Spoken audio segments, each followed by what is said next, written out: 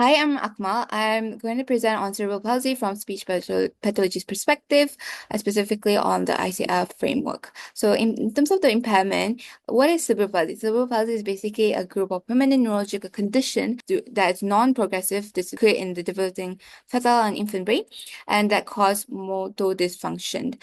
The exact cause is not really known. However, here are some of the risk factors.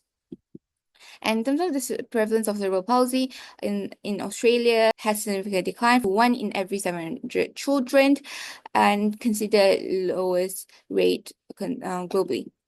And this is the diagnostic process. The diagnostic process will be the pediatrician and neurologist will be the one who diagnose them, and it's important to refer to them if we see any developmental delay, specifically this one, absent in terms of the fidgety movement, asymmetric movement, and unable to bear weight on the plantar foot. And in terms of the diagnostic manual, there's four cerebral palsy, and specifically the one with the highest population, which is characterized by increased muscle tone, meaning that they would have rigid movement and reflexes.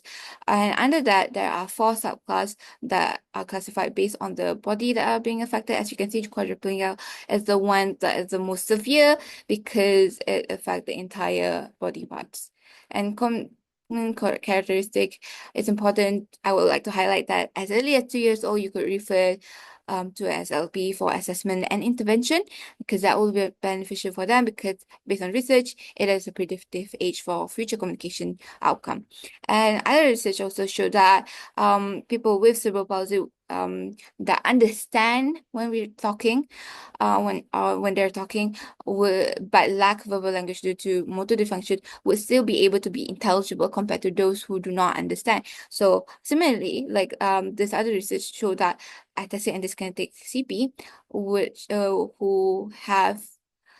usually have lower understanding of language, will have more barriers in terms of the communication.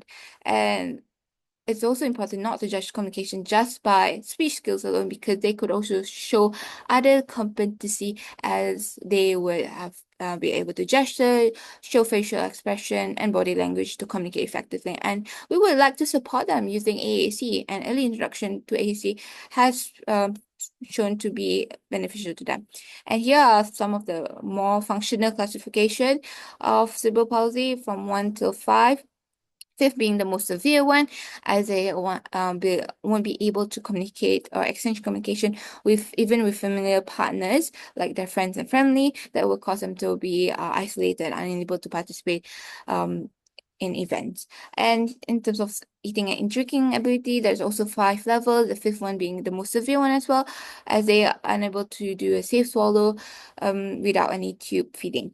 So that's this classification are important for us to identify and prioritize which skills to ensure their safety as well as quality of life. So we will also want to identify common co-occurring condition early on as well, so we could focus on those, especially if it affects their participation and quality of life, such as intellectual disability, will affect their communication.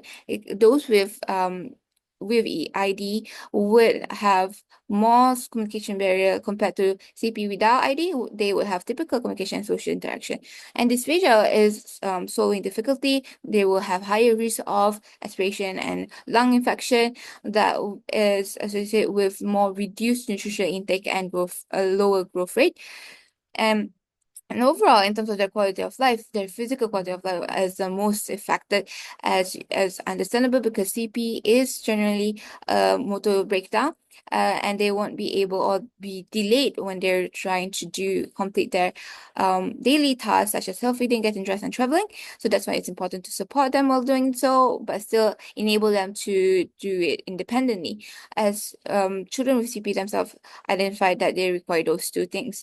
And parental stress, not just focusing on the children and individual, we will also want to support the parents and family because parental stress would also highly affect quality of life in individual with CP. And that's all from me. Thank you. Do you have any questions? The reference that I used. Thank you.